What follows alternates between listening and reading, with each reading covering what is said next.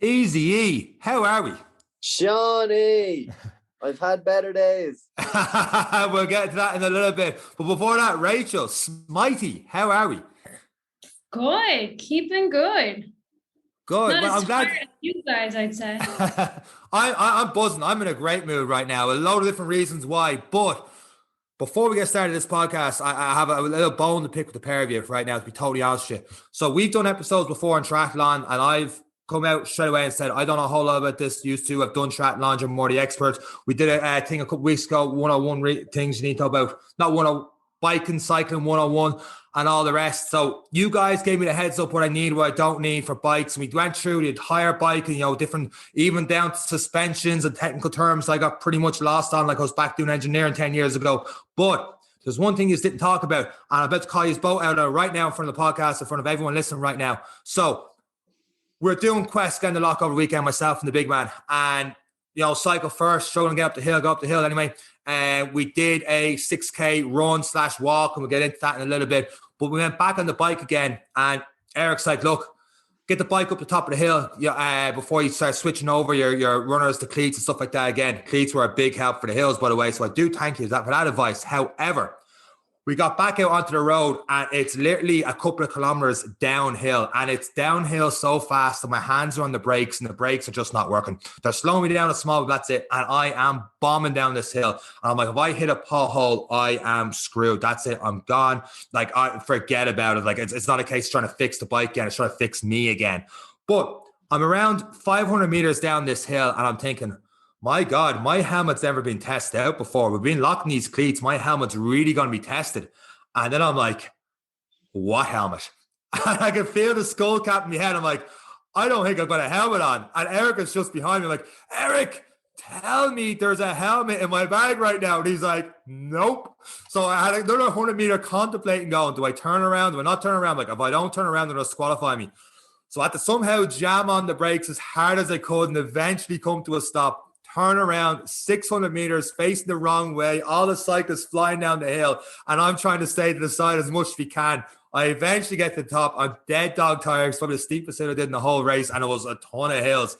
And everyone's like, what are you doing back this way? I just tapped my head. It's like, oh my God, I should have told you. I'm like, it's completely my fault. Back on the helmet and somehow make it down the hill again. But my God, you've never told me the importance of helmets and different things we needed for us. So I'm blaming two of you right now on that. Is that not something you're told in like primary school when you start riding a bike? Well, yeah, I need gentle reminders. It was beginner's guide, and I was beginner. He's never told me about it. Yeah, Rachel, it was horrific.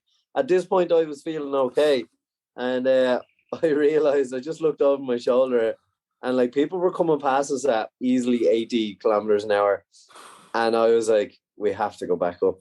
And we were crawling back up, and we done quite a good time, like up the initial hill. We did quite a good run on the first mountain, and we got into a good position to be kind of, because once you hit the trails, you're stuck. You can't really pass anyone. So we got ourselves into a nice comfortable position. So when we headed back up to the top, by the time Seán got his helmet and stuff, there was only maybe 10 bikes left. So we put ourselves at the back of the field. Oh, we were last. We were last, and then we took off down the hill, and we just got through a point where it was like, right, that's it, that's the cutoff, everyone else has to go the other way. And we were like, oh my God, how have we found ourselves in this position? Yeah, the only time I ever didn't make cutoff points was like in PlayStation games and time trials, playing car games and stuff like that. So like I saw the cutoff point during the week, it's like, I don't need to look at that. And like we barely just made it because of my own stupidity. But on the next run, I was running and the helmet stuck in my head. I kept forgetting about the helmet throughout the whole race. But we're going to talk about that and much more, different trail runs and how Rachel's getting on now that our triathlon season's finished. And she's taking up park runs now. Right after we hit the intro music for this week's episode of the Any Given Runday podcast. Let's go.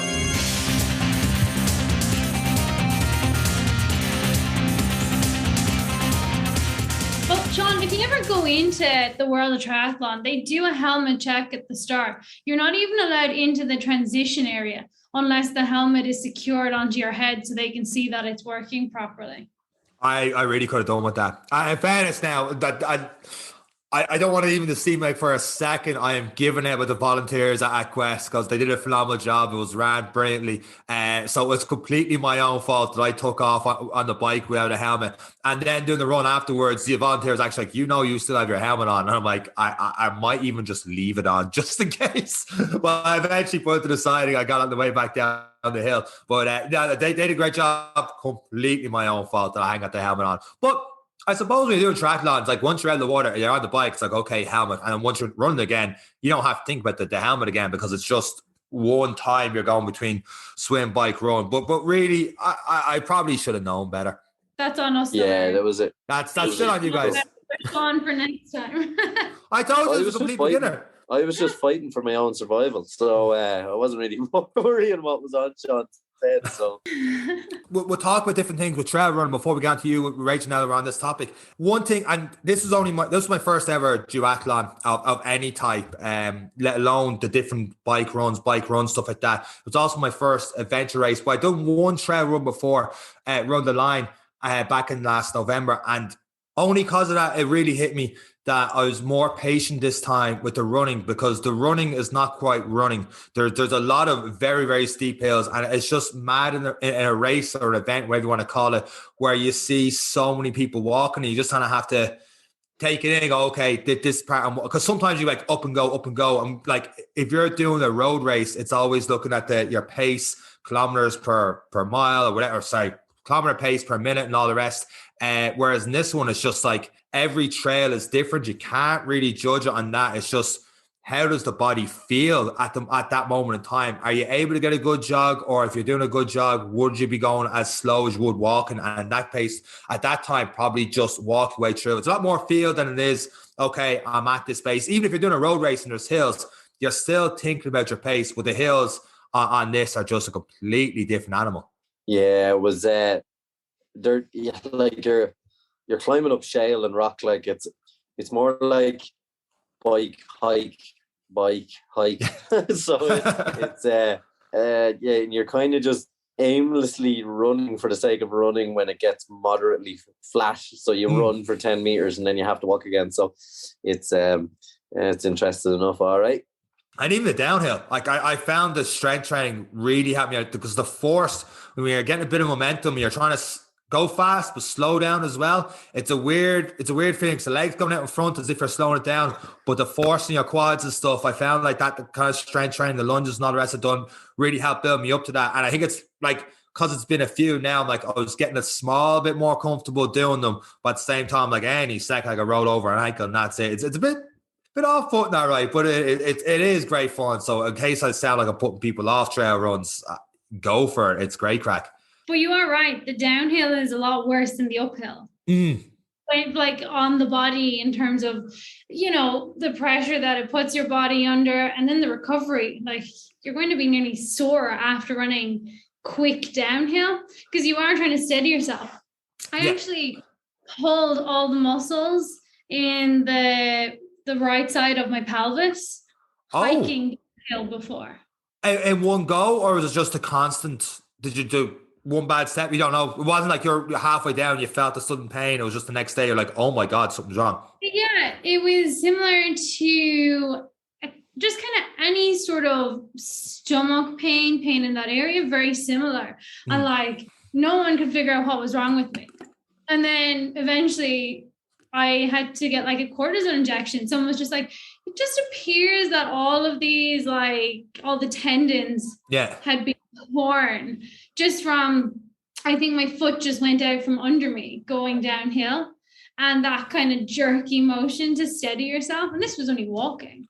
Like I got talking about like strength training. I talked about like different jumps and small bit of plyometrics and stuff that would help you out doing the hill runs, uphill and downhill. But the best thing to probably do for uphill downhill is keep it simple and practice going uphill and downhill and actually doing trail runs along with, having the strength training and stuff on the side. I think it's just one of those things where you don't know how you're going to feel in those hills and stuff until you get there, because it's a mental battle. And you can see, like, even when we turned one corner and it was this unbelievable steep hill. It was so steep to the top that like it was actually, you could almost see a cloud cover, barely see the top of it at one stage. And you could see people mentally check out and get halfway up the hill and stop and look down the hill and realize how far they have to still go. And no matter how much different training you do in the gym, until you're actually out there on the roads and doing the trails and knowing what you can and can't do, what your body's capable of, it's a different animal completely. A lot of it is just really, really tough mentally. Still a great day out though. Sounds like it. Although it does sound like you had all 4 seasons and maybe a bit extra. Oh my God, we'd snow at one stage. During the first run stage, it was snow. I'm like, this is brilliant. I felt like Rocky and Rocky 4 training through the mountains. I was like, that gave me an extra little boost. It was right before a downhill part. And because Eric got ahead of me because I got stuck behind the crowds and Eric was half gone with the big lanky legs flying. But then the snow started to come. We got to somewhat of a flat and I'm like, right, let's go. It was the fastest I got all day. I got a good little sprint to a wide road and I was doing like a 4:30 pace catching up with him. And it felt deadly. But then 2 minutes later, you're back down to the bottom of the mountain. The sun's coming out. Then we got caught in the rain later. And it was literally all 4 seasons. Like, and it's one of those things where, you know, you obviously you have a backpack and stuff with you. So you've got a ton of different essentials. I would like to change a few more tires though, instead of worrying about a pothole, because I think if I hit a pothole and the tire was gone that time, I think I would have dumped the bike in a ditch and just ran back and picked it up later in the car. I don't think I could have dealt with it. Yeah, it was one thing. Obviously, I had a very different experience to Seán after that second hill, but I was probably one of those people that got halfway up that mountain and thought I was going to die. So I think if I got a tire burst at any point after that, I think I just would have rang a taxi. I wouldn't have been changing that tire. No way. I was too far behind. It was just Tire goes in a race. That's it. Race over. Because I suppose it's different if you're going for a really, really long race. But like in a sprint triathlon, the time it would take me, well, first of all, I can't change my tire because I have these fabulous tubeless tires. Don't get me started on them. But I couldn't even change the tube in my tire if I wanted to. So call it what you like, I would be done. Speaking of this, there was one girl I passed. She was walking, and then I had to get off my bike and walk a little bit as well because I was in a heap. And she was like, "Oh, my tire is broke, but I can't get signal on my phone, and I have no idea how to change the tube. So I'm just going to keep walking to the next station." And then, so I did the next mountain. I got back on the bike, struggled through, got to the next point, up the mountain, met God, made a few deals with him, came down the other side. And then I found her down the bottom of the hill then. She'd caught up with me, and she was on her bike. They fixed it for her while she did the mountain run, and then off she went, toddling away. I was like, fair play to her. She was absolutely cruising. There was a lot of people that with bike issues. At one stage, I saw some lad, I was flying down the hill, and I actually thought, because of my eyesight, I genuinely thought it was a lad taking a photo. So the big happy head of me for the photograph, I got close. I was like, no, that's just some guy changed his bike. I thought he was on his hunkers ready to take a photo. I felt like an idiot then. This big smiley head. So I'm enjoying this race flying down the hill, and the poor guy got to change a tire on the side of the road. It was so good. It was I didn't enjoy it. I enjoyed the first 2 hours. The next 4.5 hours I did not enjoy. But it's 3.5.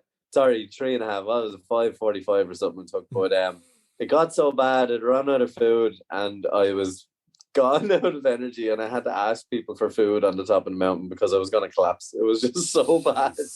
Ego took over. Like it's another one of those lessons, and I just don't know if we'll ever learn. We're too stubborn. But it's a good one for the cookie jar though, because I've had those days and events where you're like, right, I got another event coming up now. I need to step up my training and away I go. So we've had them. I've talked about playing on the podcast I've had before, where I'm like, okay, after talking about this in the podcast, built it up, and the event didn't go so well. So now it's kind of like, right, I got to get back in the saddle. I've got a point to prove now. Like, and you can always use that as momentum. Like, if you never fail at anything, you never really do anything. So you need to fall forward, and that's pretty much it. I did go. I went to go for a run today, and I completely forgot. So in the kayak, you have to go out. You're knee deep in the water for going to kayak. I thought it'd be a little boardwalk and stuff, and just hop gently into the kayak and away you go. But your man was halfway out there, and I was like, here, bring the kayak in. And he'd been out there for 2-3 hours, so he was having none of it. He was like, get out here now. I actually think he brought us out to the furthest boat. I was like, oh, here we go. The ankles were freezing. But then it got that, flew through the end. But I'd say went for a run. And I went to get the runners, and they were just soaked. And I was like, right, can't wear them today. So they're currently heating up.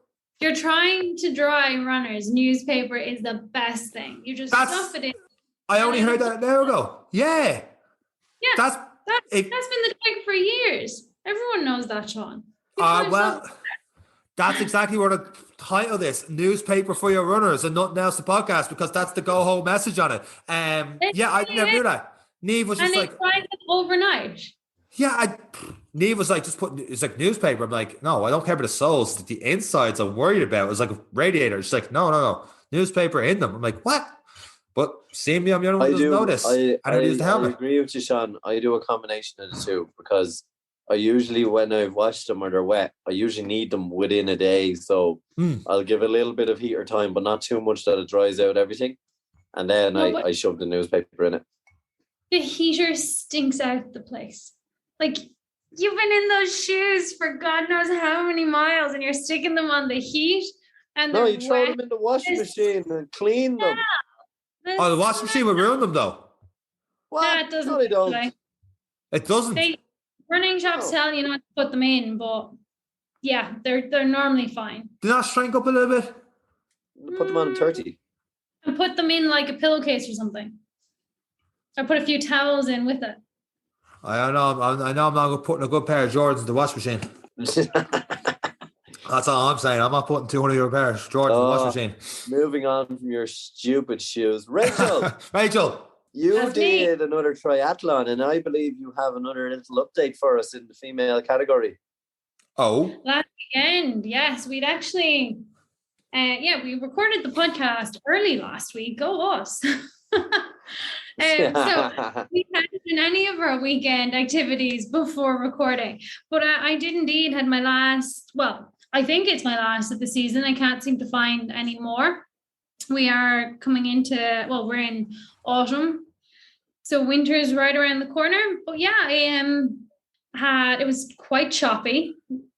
Well, I suppose not overly choppy, but compared to the flat waters I've become accustomed to over here, it was quite choppy.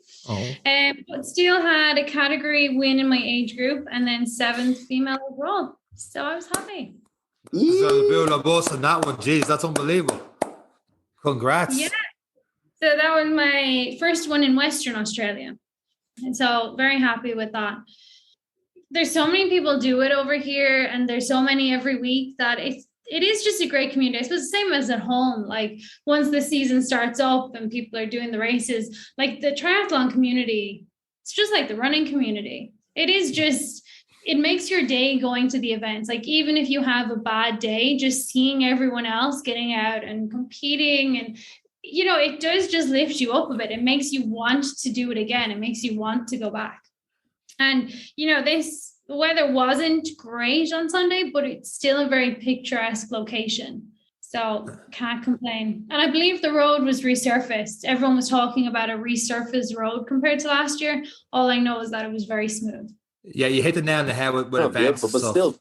Unreal. Like, myself and Eric only have a conversation yesterday about this. Just the events, the atmosphere, and the people. It takes your running to a different level. Like, you get to go, you go fast without knowing. Like, if it was a 5K, whatever it is, you're like, I did one of your interval sessions this week where it was like 5 minutes on, 5 minutes recovery, and I was struggling to get near a 4 minute, a little over a 4 minute pace, where I was going around that doing a 10K the week before and able to maintain that and it's a good day, the crowds and everything like that.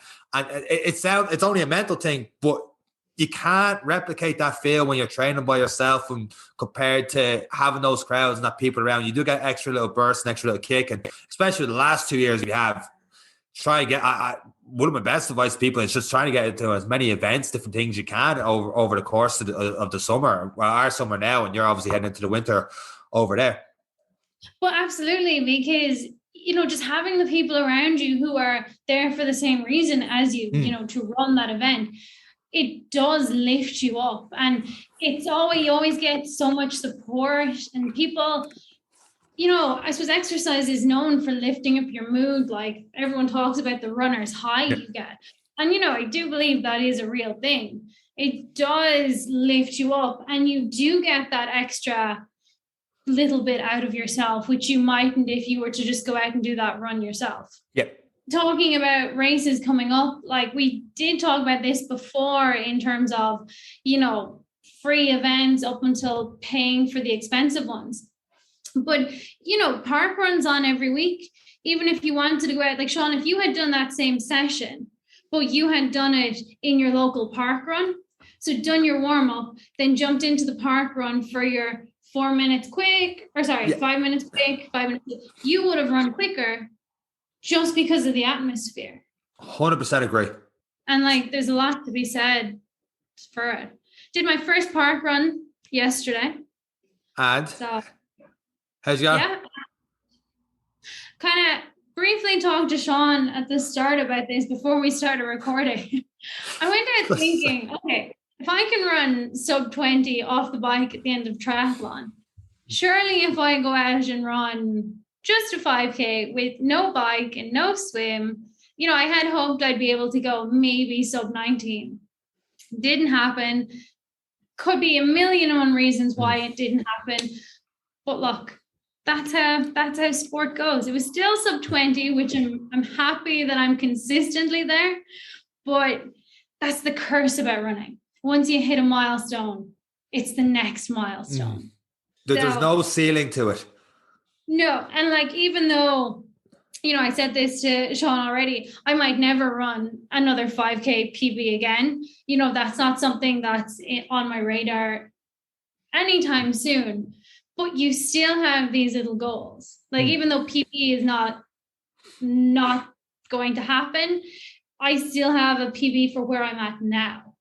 Yeah, well, you're training towards triathlons. Like your training is different for trying to get the swim, the cycle, and the run in, as opposed to just doing a 5K run. We've talked before about that there is crossover between cycling and running, but to get to the level you are at and where you want to get to for previous 5K PBs, it's a completely different animal. You have to constantly be just focused on that running to get those times right down to what you want to do. But you're like, your mindset and all is completely different to triathlon now as it would be for a 5K on a Sunday afternoon or Saturday or whatever it was you did it. Yeah, absolutely. And it's kind of funny because if you check my Strava stats, I reckon I don't run more than 25K a week. Right. Like, I run a ridiculously small amount. I'll see if I can like pull it up quick. Just my last few weeks, like it has been shocking. Well, Rachel's doing that, and she's just. I was going to say, while you're doing that, you've done it. You got it up already. Didn't expect to do it that fast. Yeah, 24K this week, 19 last week, 15 the week before, 14 the week before that. Like, you're still sub 20 though. My focus is just on the bike. You're still sub 20, which is probably like my top running goal that I want to achieve right now. You're just casually there. That is 3 minutes slower than what I have run. So like, I don't know. It comes just from years of going quicker than that. And I think that's the thing with running is it is consistency. If you can consistently run at certain paces, it becomes easy. So those paces become easy. And then suddenly, for the same effort, you're running quicker. It still feels as hard, but you're getting quicker. It's the number one difference in my training of this year over the last couple of years is just I've managed to slow down. So I've became more consistent with my running without getting injured. Because anytime I built up any sort of momentum over the previous couple of years, a lot of my runs were too fast. I didn't place them right in my strength training or lack of strength training. And I was getting injured all the time. Whereas the last maybe 6 to 7 months, it's just being consistent with my training, and that's why I'm lucky enough now. I'm hitting a lot of PBs and stuff now, and the main thing has been consistency. It's also been an element of what we talked about with different communities. I've done more events this year than I've ever done before, which is obviously because of the last 2 years as well, not having to do any at all and getting that itch. But the main thing is just consistency, and of course staying patient with that as well, and not treating every run as a PB run. But with that said, I suppose as we're wrapping up, Rachel, you're just finished your triathlon season, and the big man has his only starting up now. I suppose if people are interested in triathlon, you've always said that one of the best ones to start would be Tri-Athy, which is coming up in 8 weeks' time.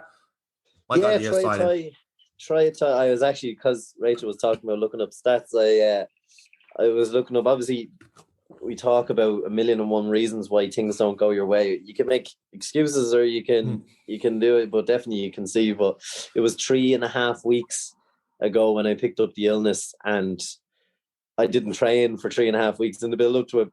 And I have like weekly active minute goals on my Garmin that have been there a while. So I did 2 weeks worth of active minutes yesterday, and I hadn't done a thing. I had 691 intensely active minutes yesterday. Have not done anything in 4 weeks, but so probably should have been expected. Make sure you recover adequately. Yeah. I took an arse paddling and I deserved it, and that is a fact. But it is an eye-opener. There's 8 weeks now till June. People think, I haven't started training yet. Triathlon season is gone. Definitely not. 8 weeks is a lot of time. And that's why with myself and Seán, we had to go giggle when I was near-death experiencing on the bike. He knew I was bad and I knew I was bad. But the thing we were commenting about in the car afterwards when I was feeling very sorry for myself was there's always time. 8 weeks is a lot of time. Hell of a lot of time. I was going to say for Tri-Athy, Tri-Athy does a try. So even if you weren't feeling fit, like you could even do a sprint, do the Tri-Athy. It's 250 meter swim, 10 kilometer bike, and then is it like a 4 or 5 kilometers run? Yeah, I think they do the same run, but it's a reduced bike. Yeah. But it's definitely doable, and 8 weeks is a long time, and you can definitely get out and as we just said, consistent. If you're just consistent with a swim, cycle, run, and people always ask kind of what's the best way to tackle these things. The mistake I made the first time I did Tri-Athy was I used the kind of bikes in the gym where you set your own resistance, and I was cycling away, and I was more so focused on the running and definitely the swimming because I was afraid of the water. So the swimming went for me really, really well. I swam probably my best time I was ever going to swim, which saved me about 3 minutes. And then when I got on the bike, I had not got the will to live on the bike because I hadn't practiced it. And I was sore, my bum was sore, everything was sore, my neck was sore from not knowing where to keep my head. So if I was to give advice to people of how to take it on, try and balance your training based on how long you anticipate doing each activity. So if 2/3 of your time are going to be on the bike, spend 2/3 of your time training on the bike. And then split the run and the swimming, and it'll give you a good indication, and it'll give you the good foundation to just go out and do it. And it is definitely an event that you can just go and do, and the crowds are huge. It's a really, really big one. Really, really big triathlon, and the goodie bag is usually fantastic. So I'm looking forward to this one. So, but yeah, 8 weeks time, and I think there could still be tickets as well if people want to sign up. I am so disappointed. That was meant to be my first triathlon last year. I done one previously, but it was meant to be my first one in Ireland, and it got cancelled for non-COVID reasons. So I've swam in the Barrow, but I've never actually, and I've cycled the cycle loop, but I've never actually got to do the Tri-Athy. You ran the Barrow as well. Yeah. I've ran, actually the place where I swam is right where I finished with Dara that day. And that's just down from the swim. So yeah, I've done it all, just not together in an event. But just on the topic of another great event coming up in June, if you are looking for a fast 5K, and Seán, this is one that if I was you, I would register for. It's where I set my road 5K PB. I ran 16:35 is my local one. The Kilcock, the St. Cocos 5K. When's that? It's normally the last weekend in June. I should be recovered from my eye surgery by then. Great. Honestly, it's not completely flat. Like there is a hill in it, but it's fast. You're lying to me already, Rachel. You said it was going to be flat, and now it's a hill. It's a bit of a drag. I wouldn't even call it a hill. It's just literally a motorway bridge. That's the only hill in it. You have to just go up a motorway bridge and over it. I think Kilcock. And yeah, it's in Kilcock. You start at the track, you finish by the train station, you run the Lara loop, and it is so quick. Like, that was my first time breaking 17 minutes was in Kilcock. And that had been my goal for so long. If it's on a Sunday, I think I might have to sign up to it. But, Friday night. Oh, Friday night. I should be off work on a Friday night. Should be Friday night lights, clear eyes, full hearts. Let's go. It's gonna sell out fast, but honestly, it's probably one of the quickest 5Ks around. So I would highly recommend. You have my interest. And on that bombshell, does anyone else have anything else to add this week's episode of the Any Given Runday podcast before Rachel signs me up to something else? Okay. On that note, thank you very much for listening to this week's episode of the podcast. That's it from myself, the big man Eric, and Rachel. Take care. Bye. Bye.